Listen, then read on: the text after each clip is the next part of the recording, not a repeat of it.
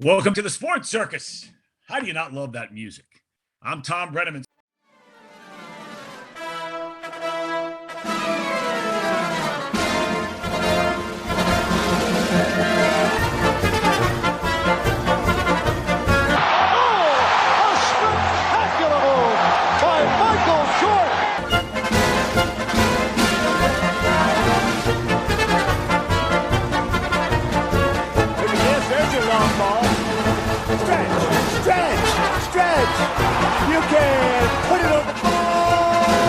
Welcome to the Sports Circus. I'm your Ringmaster Sal, live from Las Vegas at the AMP TV studio, AAMP.TV. Today's show is brought to you by UppercutChops.com. Check out their tasty selection of all-natural USDA Prime Angus and Wagyu steaks and chops. Wait till you see their best-in-class New York steaks, filet mignons, and of course, the king of all, the cowboy and tomahawk ribeyes. Even the gourmet Angus and Wagyu burgers will blow you away. They're the best you've ever had, guaranteed. For more information, contact UppercutChops.com at 702-799-9935. That's 702-799-9935. Or find out what's for dinner at UppercutChops.com. All right, a big welcome in everybody listening in on our CBS, NBC, and Fox Sports affiliates from coast to coast. Magic 97.9 FM right here in Las Vegas, right around the corner from the downtown Fremont Street Experience in Las Vegas. Of course, our flag station over in Southern California, that's NBC News, CNBC Financial, KCAA. Thanks for joining us also on hotel television in over 500,000 rooms. Geez, we're gaining about 4.8 million impressions per hour. That's quite a few for all you companies out there that are looking for a little bit of advertising, needless to say, right? A shameless plug for the Sports Circus. But nonetheless, also a big welcome in to everybody on Cox, Comcast, Spectrum, Frontier, Wow Cable, and everybody streaming on social. We're here with the great Thom Brennaman, 30 years in baseball and football and whatever. You've called it all. You should be a broadcasting Hall of Fame guy if you're not already. Thom, welcome to the show. Well, I'm still waiting to get in my high school Hall of Fame, Sal, so it might be a little while. I don't know about any other Hall of Fame, but I've been fortunate and blessed to do it for a long, long time. Haven't done it for the last year and a half, 2 years, and miss it. But, you got to keep moving on and plugging along and rolling along. Hope you're doing well. Who knows, Thom? Maybe you'll become a sidekick for the Sports Circus, eh? You never know. You never know. Listen, stranger things have happened. I wasn't even supposed to do what I do. I fell into this. And I think a lot of people sort of either fall into it. Then somebody once told me, you'll find your radio voice. I'm like, what in the hell is that? It took me 6 months to figure out what the heck that was. Did you find that somebody told you about a radio voice at some point? No, I mean, as you know, and maybe some of the people that are watching or listening might know, I grew up around it. My father is a Hall of Fame broadcaster, the Baseball Hall of Fame, 47 years, his voice of the Cincinnati Reds. He used to announce, the NCAA Final Four for CBS Radio every single year. College basketball, did the old ABA going way back to when he first got started with Virginia Squires. I grew up around it a little bit. It's interesting, though, that you say about the voice thing, because even after I'd had a chance to start getting on the air and doing some pretty big events and doing Major League Baseball in Chicago. And, I found that I was always talking up, like this all the time. Well, you can't do that all the time. And it took me a long time to find not so much the voice, but more just the volume, the tone. That, you can get really revved up on big all the time. You know what I mean? Does that make sense? Yeah, absolutely. And that's the funny thing is when I first had a mic put in front of me some years ago, it was a ESPN studio over in Los Angeles on KLAA. And so I filled in for somebody that was trying to promote a product. And they said, well, geez, that went pretty well. Why don't you come back tomorrow? And I said, well, I don't really know what I'm doing, but okay. I happened to be in town from Las Vegas. So I went back into the studio. It worked out well because I wasn't saying, I wasn't using the filler words where you lose your audience. And, Thom, a lot of people seem to tune out once they hear a series of filler words. And I hear it all the time on television. And I scratch my head saying, have these people been trained? Are they listening to themselves more importantly? The funny part that you say that about is I have a daughter who is in college, freshman in college, and I still have a son who's in high school. And whenever you're speaking to their friends in this generation, and I'm not one of these old guys that's sitting around, because there are a lot of things when you and I were their age that we probably did that our parents and grandparents are rolling their eyes and, oh, geez, But one of them and one of the words is like. Everything is like.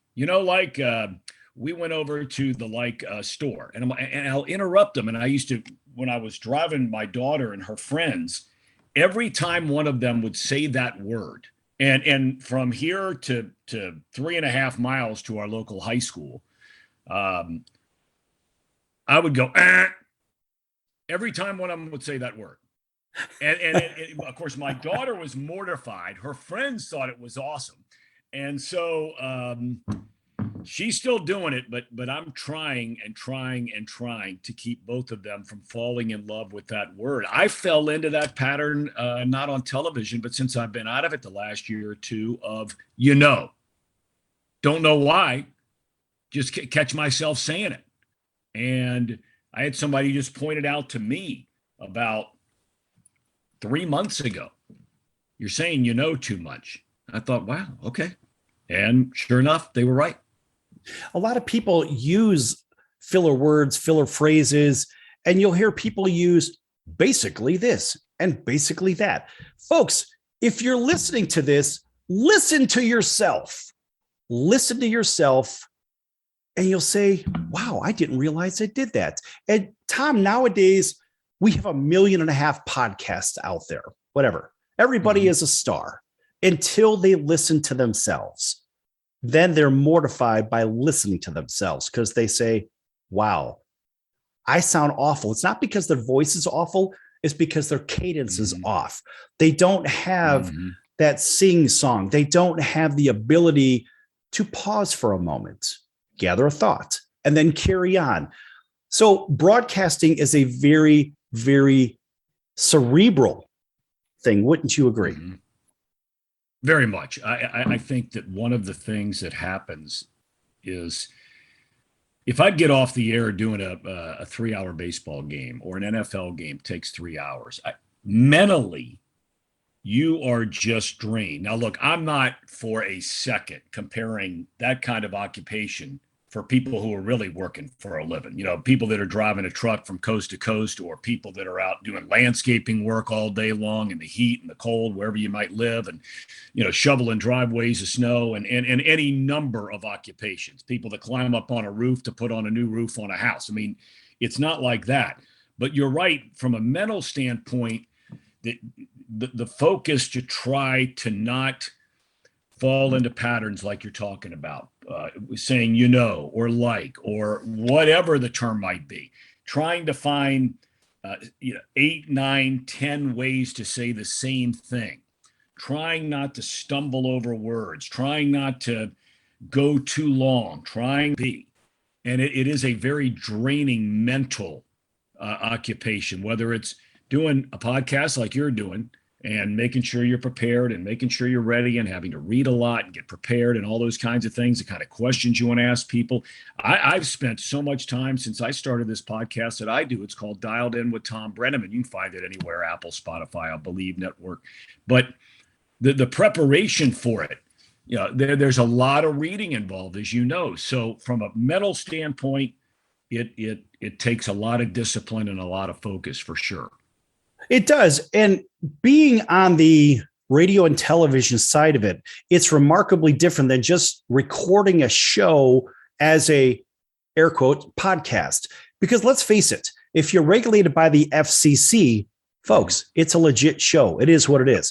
Now, Joe Rogan does a legit show. He is at the top 1% of 1% of 1%. He's the king of the mountain when it comes to the podcast world. But most people that are involved in that podcast world are trying to get their word out, which I think is a wonderful thing. But the reality is that you're not regulated by the FCC. Plus, you can go in and fix it in the mix. We don't fix anything in the mix.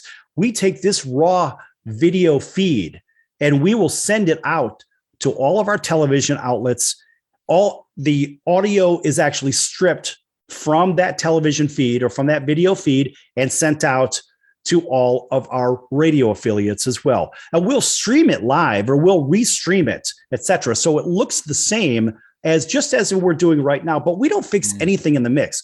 And folks, if you're thinking about doing your own show, I think that's wonderful. But remember, there's a difference between real radio and television and make believe. I'm sorry. Yeah, I'm just telling it like it is. Not everybody seems to believe that, well, if you're doing a podcast, it's as real as you want it to be. Just remember, if you're regulated by the FCC, now it's real because the fines are real. Well, and you throw on top, you're 100% correct, Sal. And I from interviews that I've heard, read with different people, whether they're people who are in film, motion pictures, that kind of thing, they will tell you that there is nothing like live television or live radio because it's right there for the world to see, regulated, yes. But now all of a sudden you throw in being monitored, if you will, social media, and some of the things that can be said and go out over the air. It adds another layer, certainly, of the pressure involved of that. Absolutely. And in our next segment, I want to dig a little deeper into that.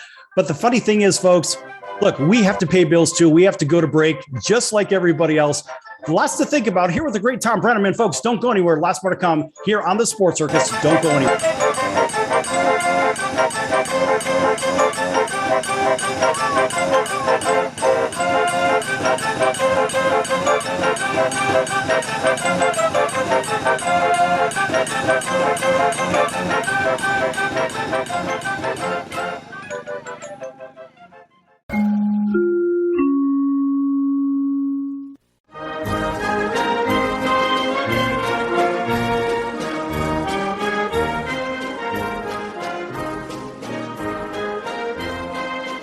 Welcome back to the Sports Circus. I'm Roy Firestone. Now it's time to throw it back to Sal.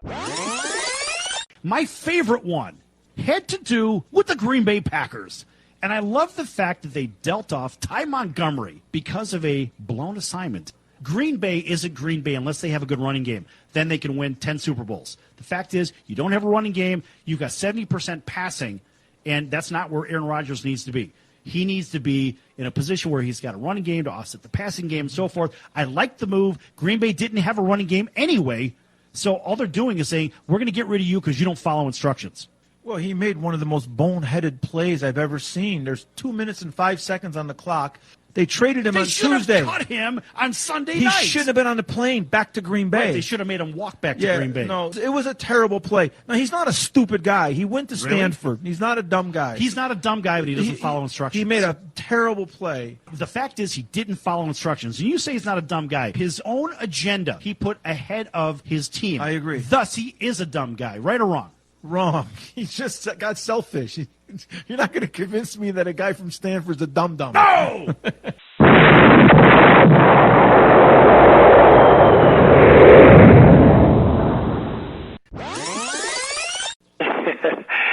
Yeah, this is Sidney Justin from the Miracles. So you heard yesterday's show at Roy Firestone. Didn't you hear a little clip about him going into the office where Smokey was at? And that was really good material, wasn't it? Yeah, that was really funny, man. Yeah, and then you heard him. I thought it was hilarious. It was cool, though. It was cool. Really cool story, man. I enjoyed listening to that. Right, and then he gave a couple of bars. Can you give us a couple of more from Ooh Baby Baby? And let's see if you could do it better than Roy Firestone. Come on, man! All right, you know what? Why not? I did you wrong. My heart went out to play, but in the game I lost you. What a price to pay. Hey, I'm crying. Ooh, baby, baby. How's that, man? That's Is that okay? Is that good enough? That's incredible. That's fantastic. You know why? Because that's what you do. You're in the incredible business, Sid. That's awesome. Yes! Only at the Sports Circus. You're going to get sports. You get music.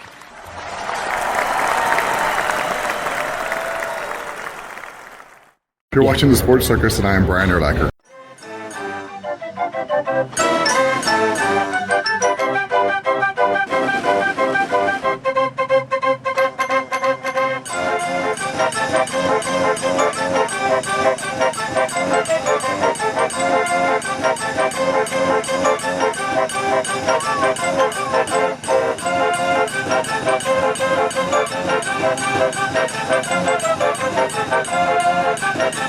Here we go. Welcome back to the Sports Circus. I'm your Ringmaster Sal, live from Las Vegas in the AMP TV studio, AAMP.TV. That stands for All Ages Media Programming, in case you're keeping score. Make sure you like, subscribe, and follow. This segment brought to you in part by Curry Leaf, flavors of India, fine Indian cuisine. Folks, if you're in Las Vegas, planning to come to Las Vegas, everybody listening in Southern California, when you're driving on over, because this is Las Vegas, California, I think everybody knows that. Make sure you stop at 5025 South Fort Apache Road at the intersection of Tropicana, just about 10 minutes west of the famous Vegas Strip. There you will find Curry Leaf. Folks, it's gourmet food at normal rates. It is phenomenal. Things that you've never had at your favorite Indian restaurant. Tandoori salmon. You've had tandoori chicken, maybe not tandoori salmon. Oh my, the list goes on and on. That's one of my favorites. I have to mention it. Nonetheless, check out the menu at curryleafvegas.com, curryleafvegas.com, or make your reservation for dinner or lunch at 702-527-7977, 702-527-7977, 702-527-7977. That's Curry Leaf right here in Las Vegas. Right. And a big welcome back to everybody listening in on our CBS, NBC, and Fox Sports affiliates from coast to coast, including our friends over in Honolulu on CBS Sports 1500 KHKA. That's home of the 49ers, the San Francisco Giants, and the Alabama Crimson Tide. Big hello to our friends over at our flag station, NBC News, CNBC Financial, KCAA in sunny Southern California, KIOF 97.9 FM right here in Las Vegas. Thanks for tuning in, as well as 107.1 The River over in Natchez, Mississippi, Fairdale, Louisiana. Make sure you listen to their sister station as well, 104.7 The Gator. Big hello to our friends at WAUD, home of the Atlanta Braves, the world champion Atlanta Braves over in Auburn, Alabama. And speaking of Atlanta, 99.1 FM WDJY. Thanks for tuning in there, as well as Hotel Television, Cox, Comcast, Spectrum, Frontier, Wow Cable, everybody streaming. Also on the Mars Rover. Thanks for joining us here with the great Thom Brennaman. 30 years in the play-by-play business. Thom, you've kind of done it all. Thanks for joining us again. Thanks for having me. I appreciate it, Sal. Sorry about that long intro. I have to mention Curry Leaf because the food is so damn good. I'll be there tonight too. Absolutely.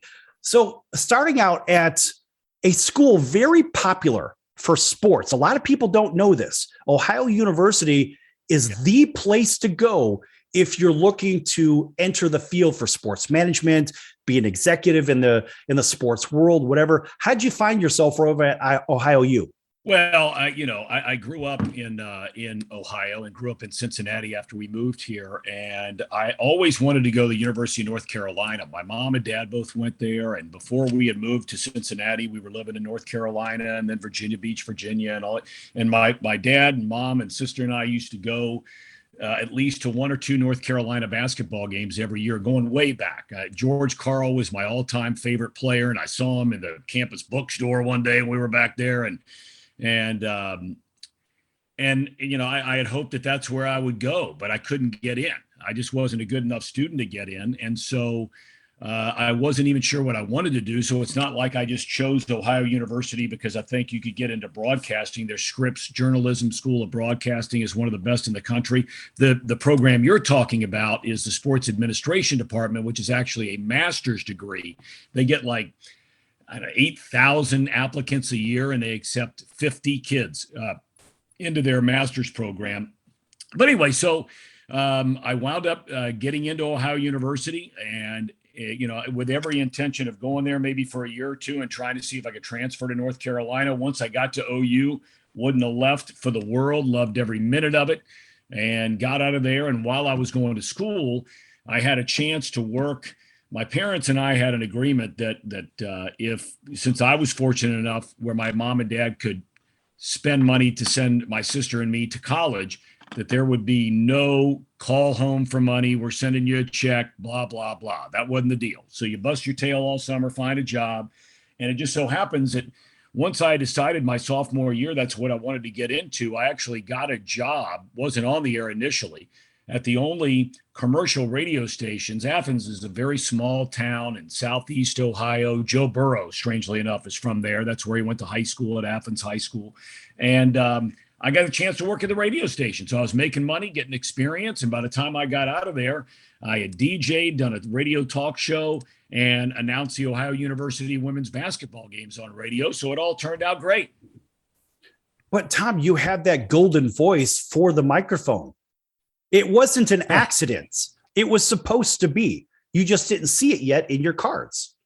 Well, thank God for that. It's funny because when at the end of my freshman year, I still didn't know what I wanted to do. And the job that I had every summer was down in the Outer Banks in North Carolina. I lived with my grandparents down there, and a good friend of theirs owned a grocery store. And I was working probably 60 hours a week, 65 hours a week to try to save up money and all that kind of thing during the summer. Not a bad place to do it, Nags Head, North Carolina. But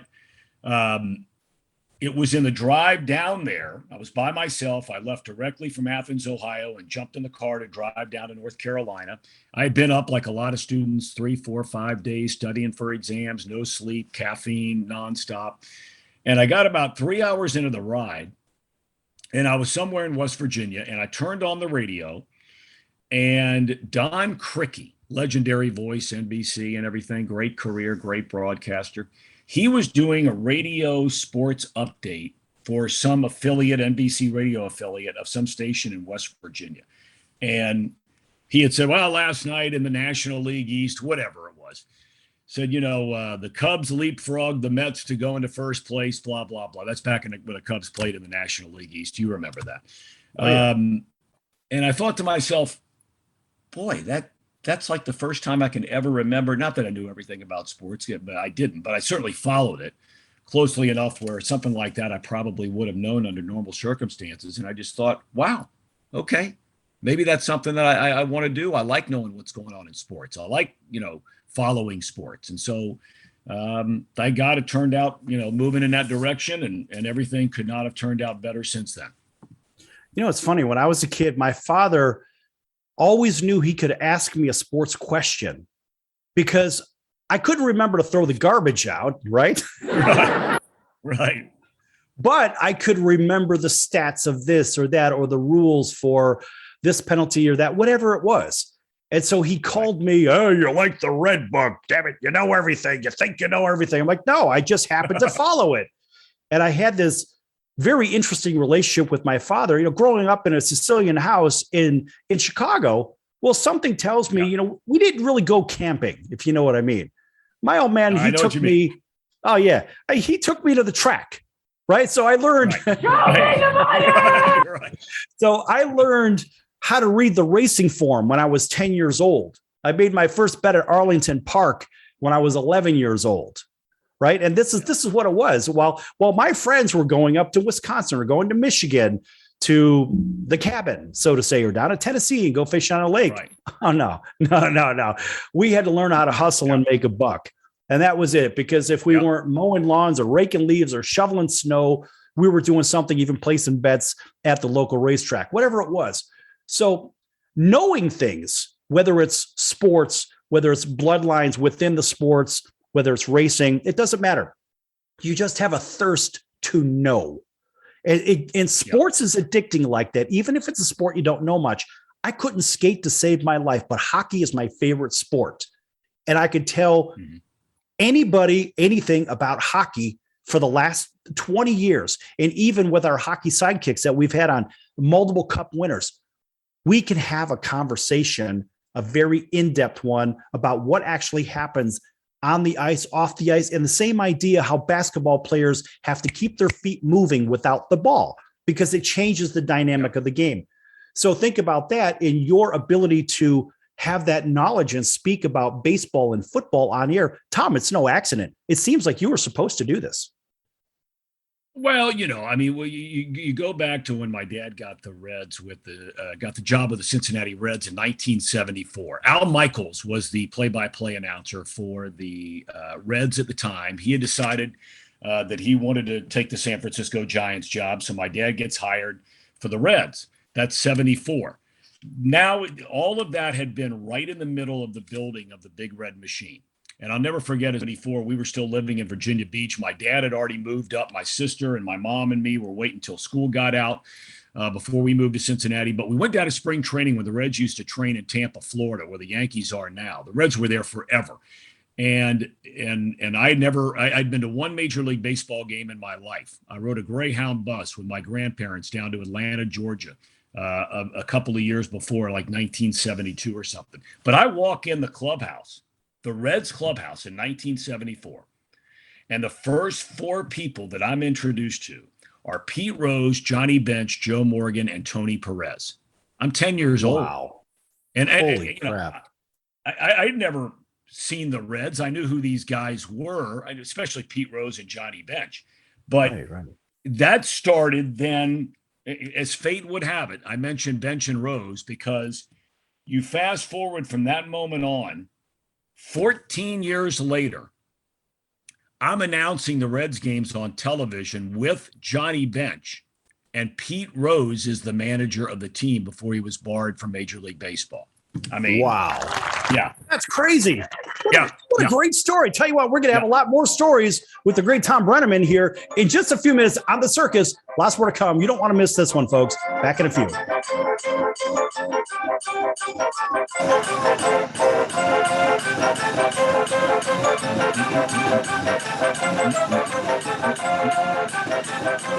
You have to pay for the rights to this music?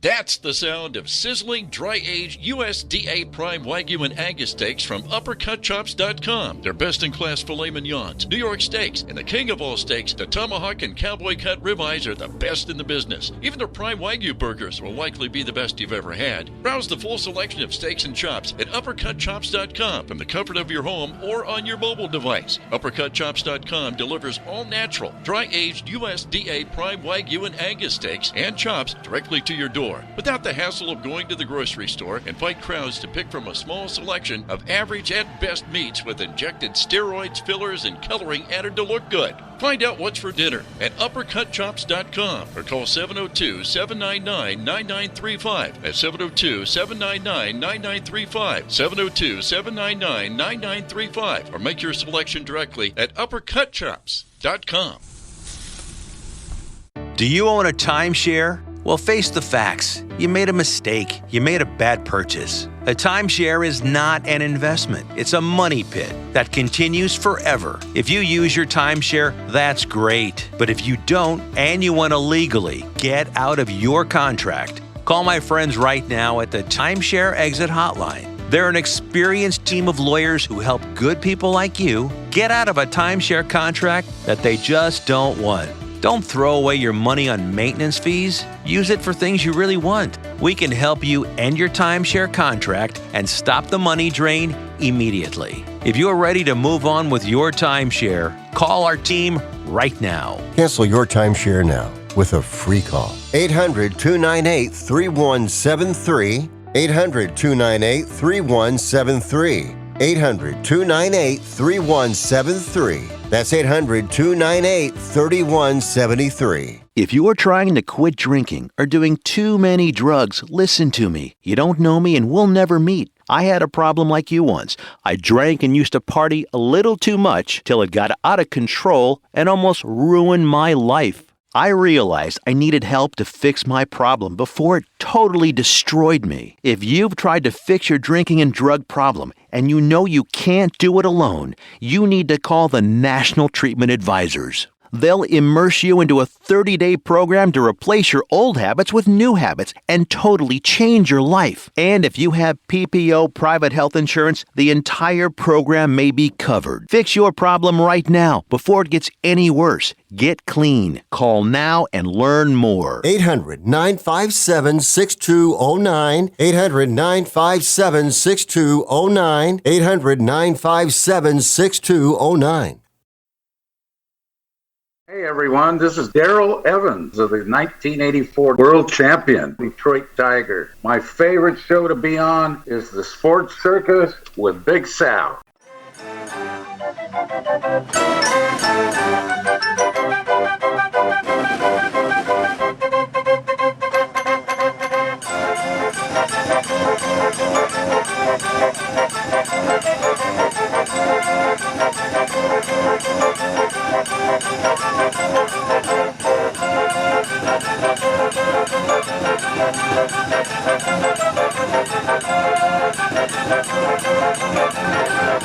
Welcome back to the Sports Circus. I'm your Ringmaster Sal, live from Las Vegas in the AMP TV studio, AAMP TV. This segment brought to you in part by Cali Vegas, helping people create and host their very own radio, TV, or multimedia talk shows.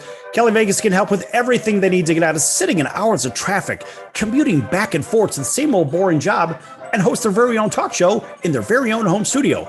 For more information, contact Cali Vegas at 949-445-1119. That's 949-445-1119. Again, 949-445-1119. Or visit online for more information at calivegas.com. That's www.calivegas.com. All right, and welcome back to everybody.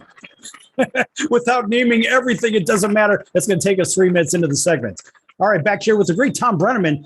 Thom, with a great story. I want to hear more about this when you were a kid and as you progressed. Yeah. Tell us about this. Give us a refresher on that, please.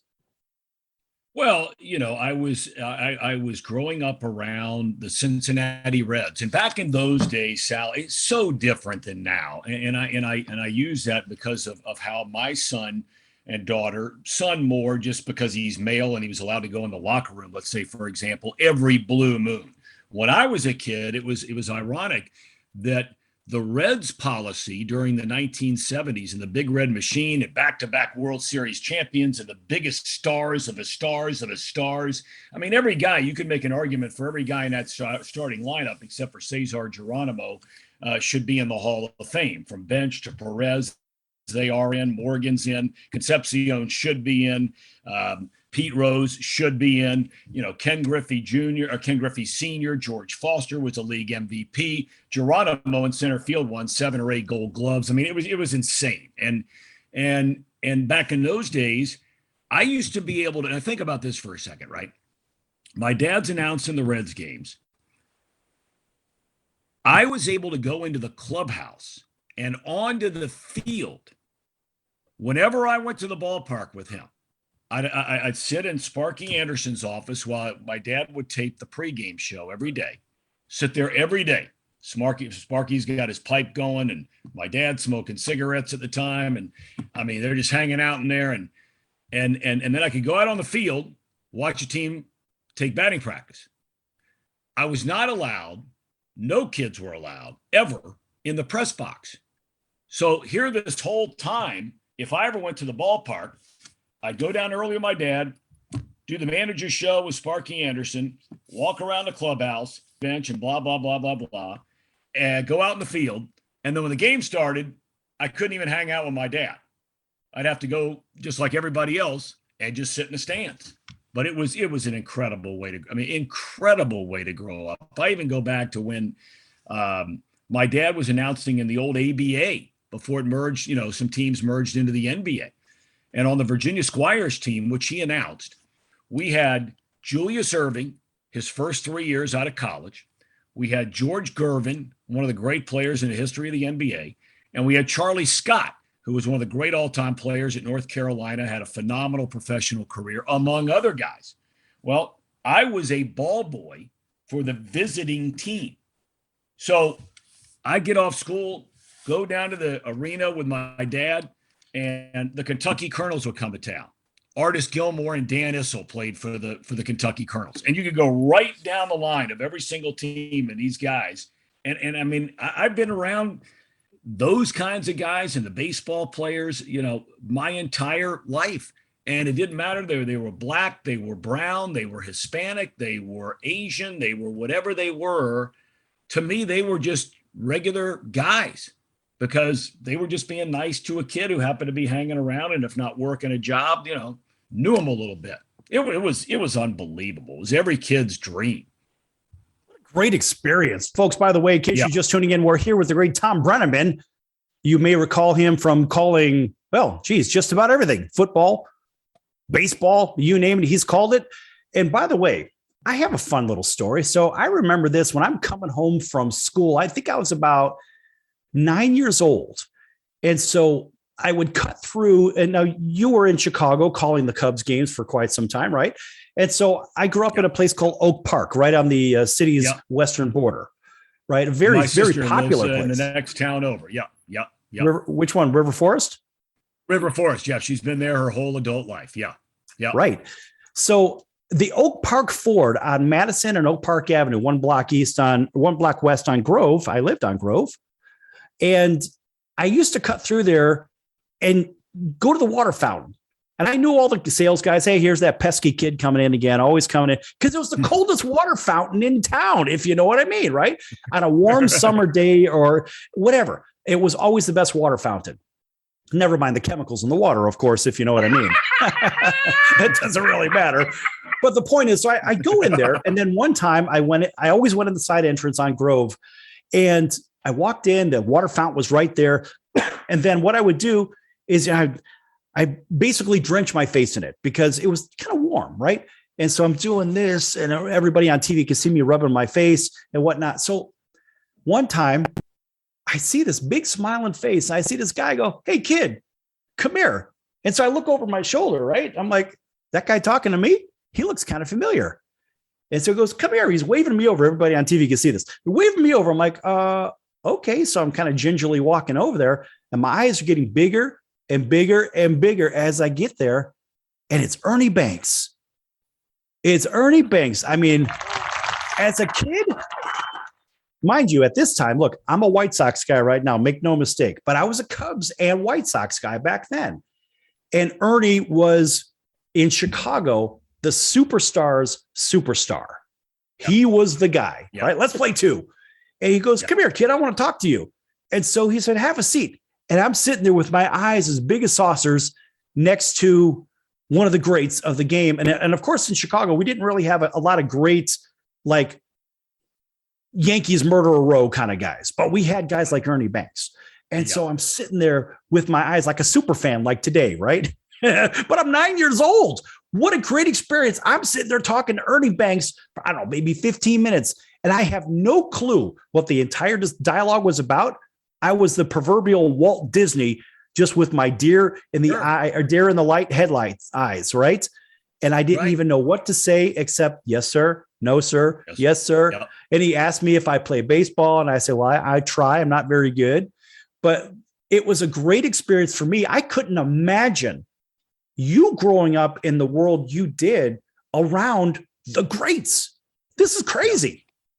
Yeah, it was. And, there's a lesson there, I think. It doesn't matter whether it's your experience and getting to meet Ernie Banks in that situation, mine, where I got to do it frequently.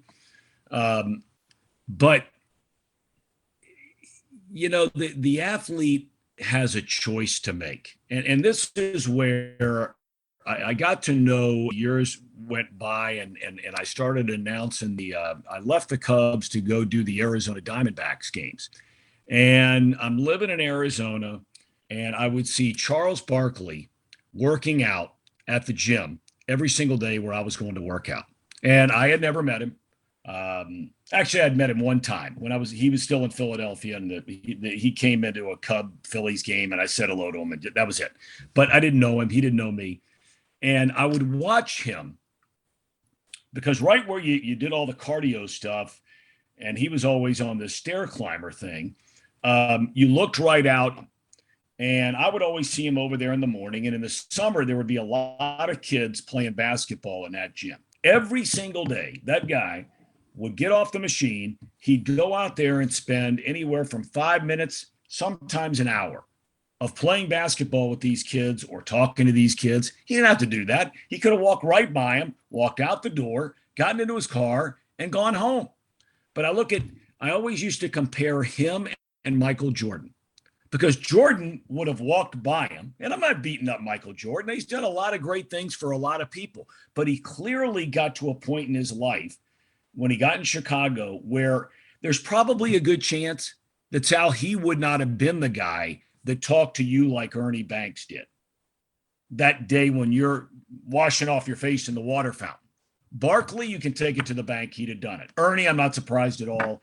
I announced the Cubs games the 6 years I was there with Ron Santo, who became like a second father to me. And I loved him with all my heart and soul. And so I had a chance to meet Ernie and Billy Williams and Glenn Beckert and Randy Hundley and all Ferguson Jenkins, all those guys.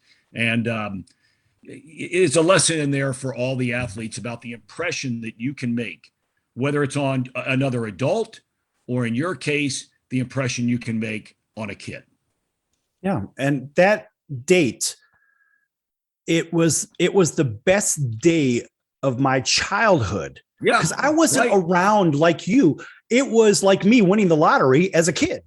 I mean, what could have been better? Nothing could have been better on that day, because it was my chance to sit and just be a googly-eyed kid and ask a couple of silly baseball questions from a 9-year-old kid. But it was my day of winning the lottery as a kid, if you know what I mean. No doubt about it. Yeah, that's great stuff. So, Tom, when we come back, listen, this is wide open. We can talk about anything we want to. That's the best part about doing what we do here, because we don't have a prompter to read off of. We just cover whatever the heck we want to, whenever we want to. We just have to keep it clean, if you know what I mean. So we come back. I'm going to let you drive the bus in this one, because you've done that, I don't know, how many years? 30 years? Something like that, maybe even more than that.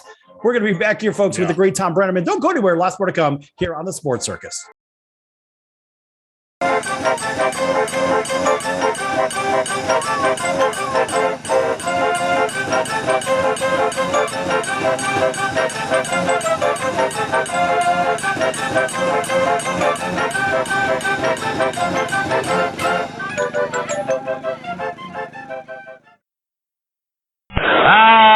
Can't beat fun at the old ballpark, friends.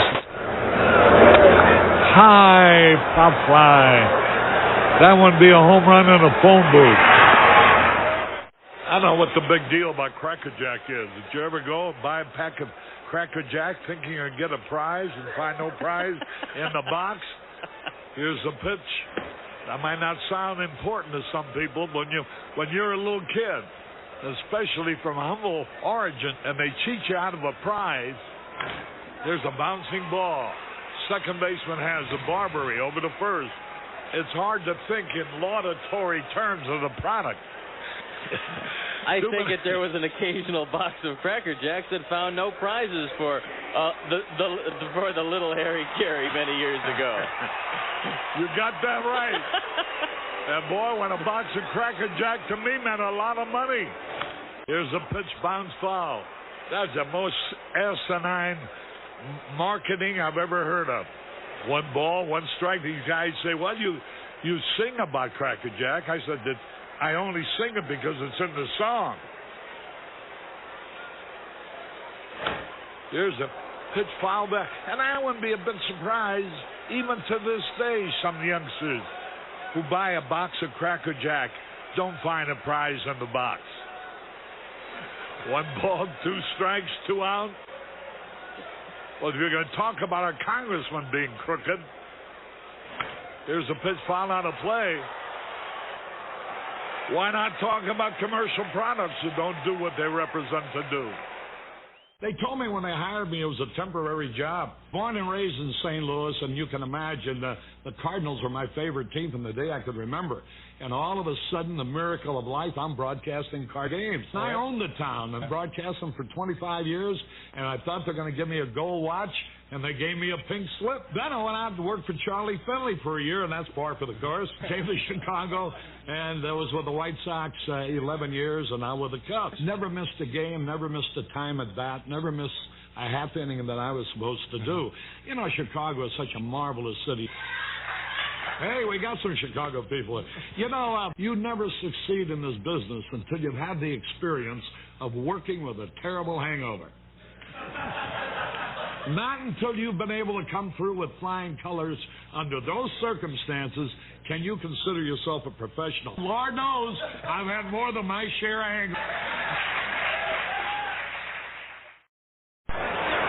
There's a drive, way back, it might be, it could be, and it is. Holy cow, this crowd is wild. Hey, this is Tommy John, and you're listening to the Sports Circus.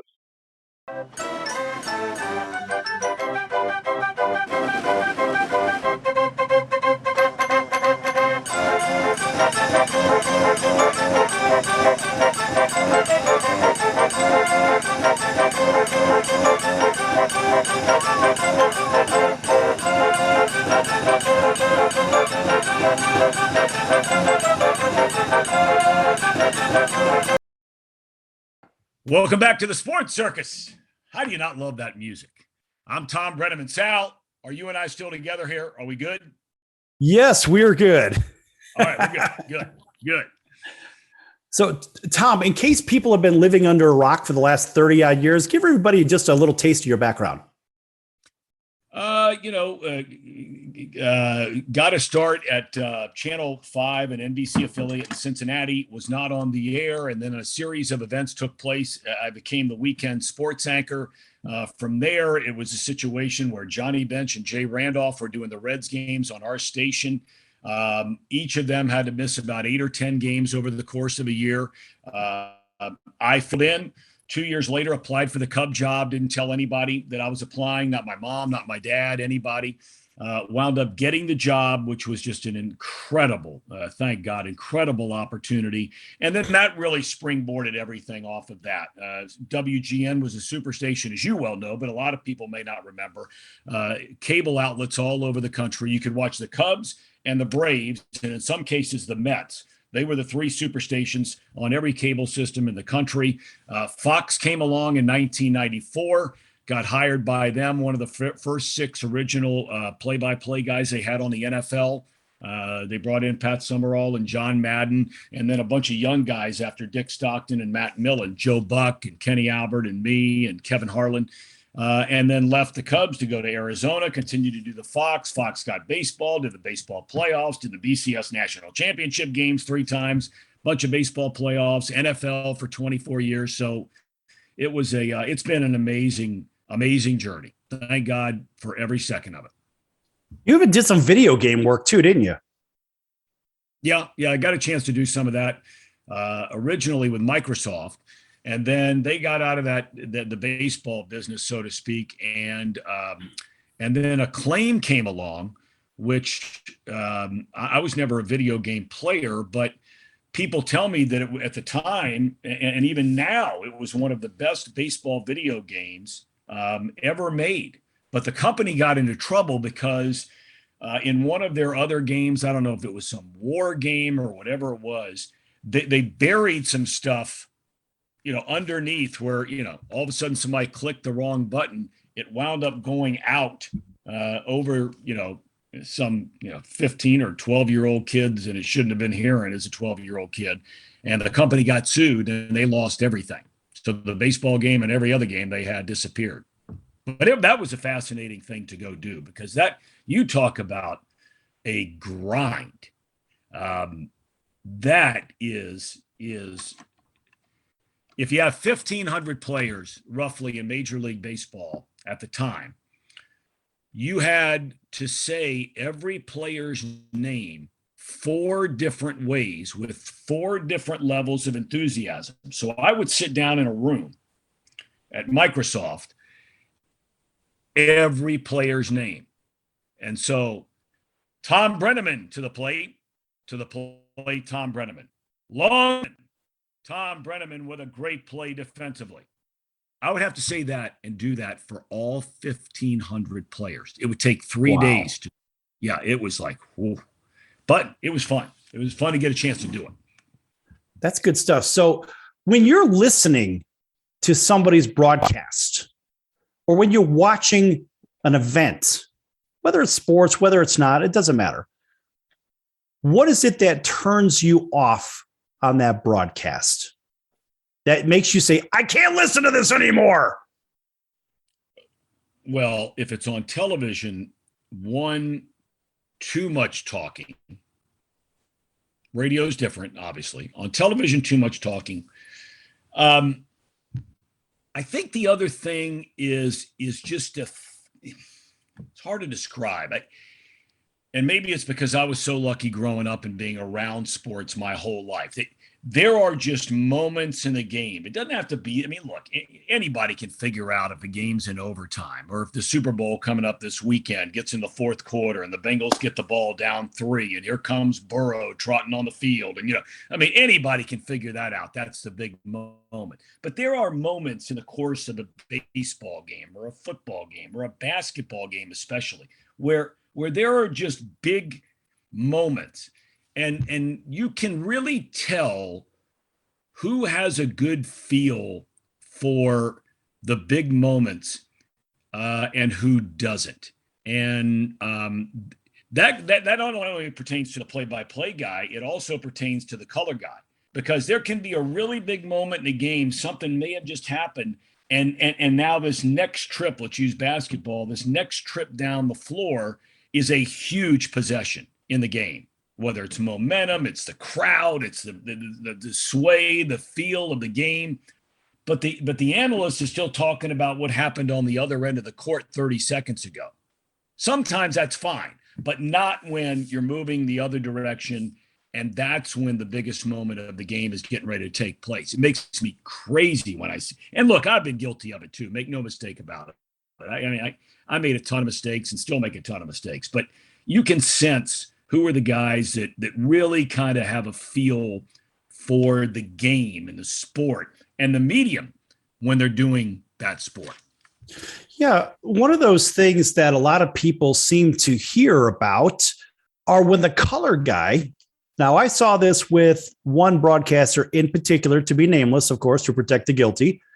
And I found that there was one color guy. He played for a particular team that I happen to like.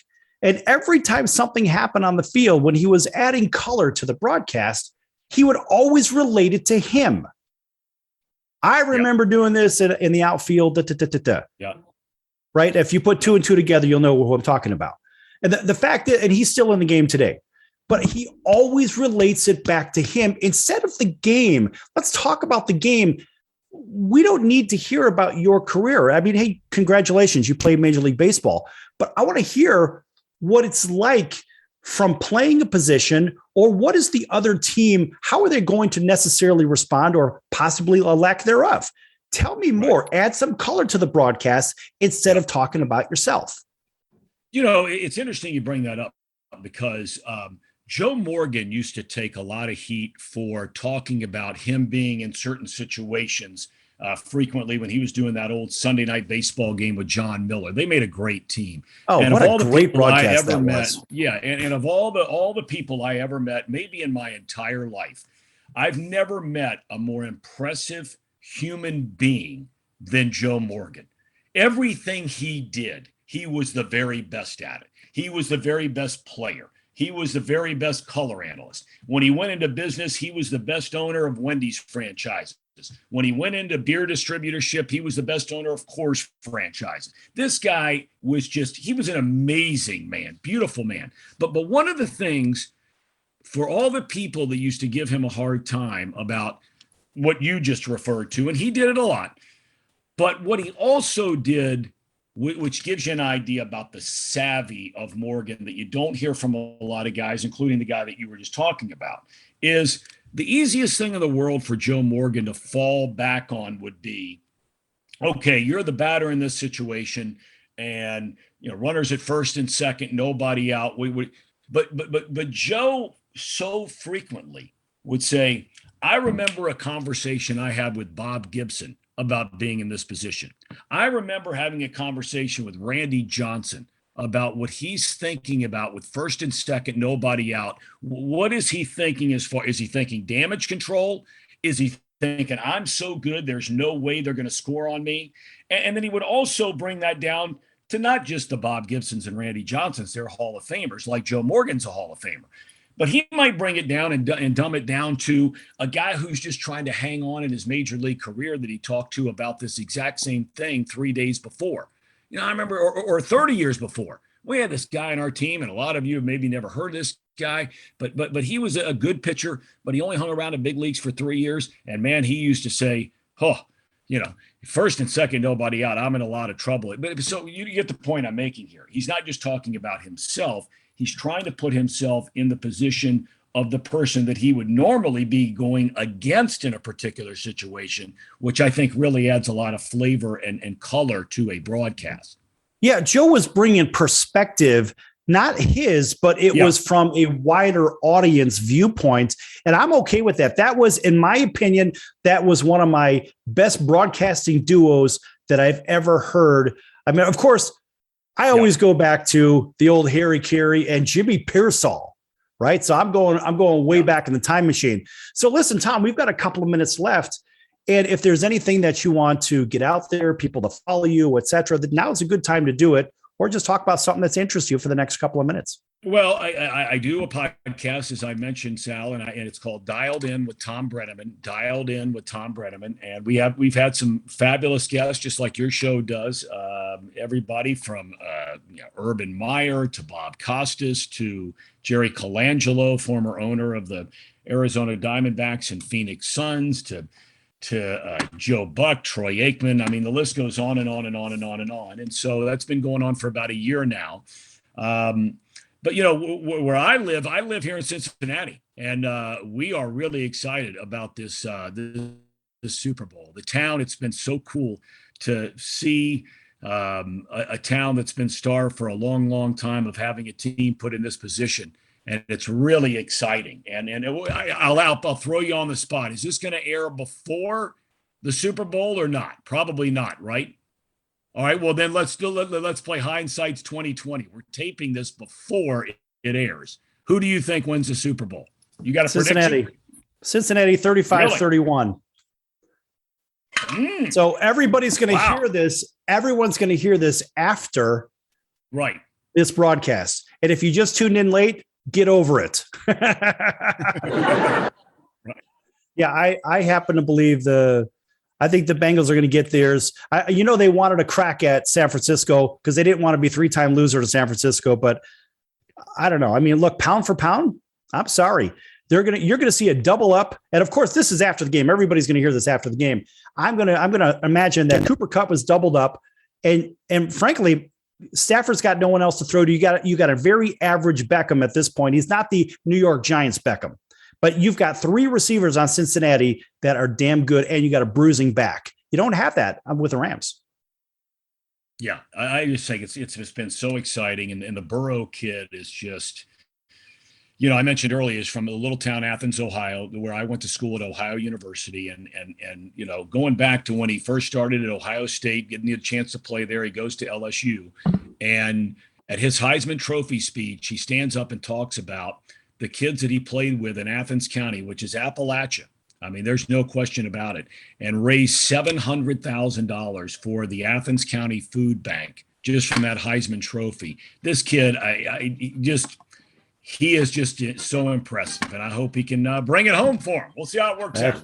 That's good stuff. All right, everybody, if you just heard all that, guess what? Don't worry about it because we already know what the result of the game is. All right. Thanks for Thom Brennaman joining us today. Nice round of applause for Tom. And, of course, you're always back here. You're welcome back on the circus anytime. We'd love to have you back. Thanks for having me, Sal. I really appreciate it. Take care of yourself. Sounds great. All right, everybody. Thanks for joining us today. We'll see you right here on your favorite station in 23 hours. So long, everyone. Are you tired of high cable TV rates? Sign up for Dish today and get a $500 bonus offer while supplies last. Plus, lock in your price for 2 years guaranteed. Call All American Dish, your Dish authorized retailer now. 800-476-6087. 800-476-6087. 800-476-6087. Offers require credit qualification, 24-month commitment, early termination fee, and e-auto pay. Restrictions apply. Call for details. Do you owe the IRS $10,000 or more in back taxes? Are you being audited or investigated? Has the IRS sent you a letter demanding payment? You may not owe what they claim. Make this free call to the tax doctor now. Let them negotiate with the IRS on your behalf. 800-296-1209. 800-296-1209. That's 800-296-1209.